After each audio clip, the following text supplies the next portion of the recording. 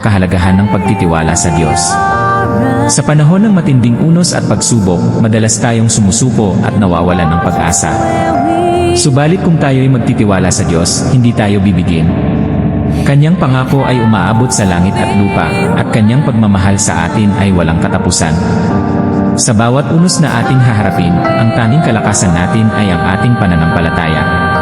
Sa pagtitiwala sa Diyos, hindi natin kailangang mangamba o mag-alala.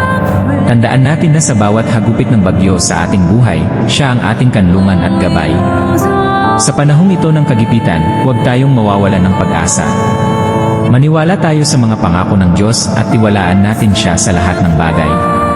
Sa pagtitiwala sa kanyang kapangyarihan at pagmamahal, walang imposible sa bawat isa sa atin. Sa huli, ang ating tiwala sa Diyos ay siyang magdadala sa atin sa tagumpay at pag-asa. Maging matatag tayo sa ating pananampalataya at hindi tayo bibigin ng ating Panginoon.